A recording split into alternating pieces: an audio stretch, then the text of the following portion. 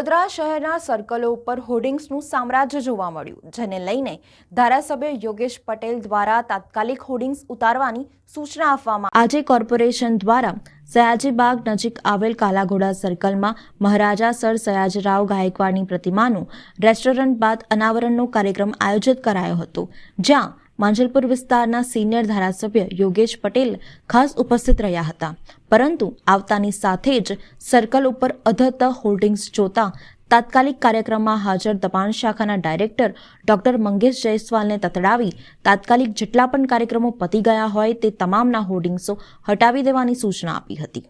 રાજમાર્ગના તમામ સર્કલો ઉપર હોર્ડિંગ્સોને લઈને વાહન ચાલકોના ધ્યાન ખેંચાય ત્યારે નાના મોટા અકસ્માત પણ સર્જાતા હોય છે। આવા સંજોગોમાં નામદાર હાઈકોર્ટ તેમજ મ્યુનિસિપલ કમિશનરે પણ જાહેરનામું બહાર પાડ્યું હોવા છતાં રાજકીય પક્ષો કે સંસ્થાઓ જાહેરનામાને ગણકારતા પણ નથી, ત્યારે આવા હોર્ડિંગ્સો તાત્કાલિક ઉતારી લેવા જોઈએ, પરંતુ સત્તાધીશો દ્વારા હજુ સુધી કોઈ કાર્યવાહી હાથ નથી ધરાઈ।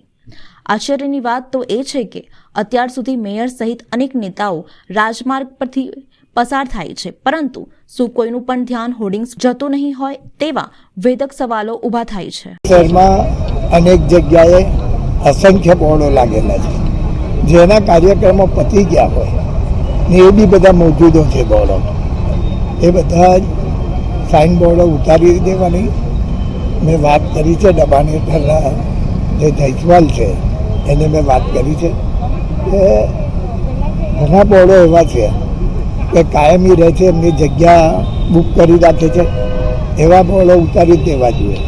આખા વડોદરા શહેરમાં રીતની પરિસ્થિતિ દરેક સર્કલો ઉપર શું કહેશો, તમને ઉતારવા જોઈએ કે ના ઉતારવા જોઈએ? બસ એ વાત કરી છે, મેં એવા બોર્ડો ઉતારી દેવાની બી સૂચના આપી છે।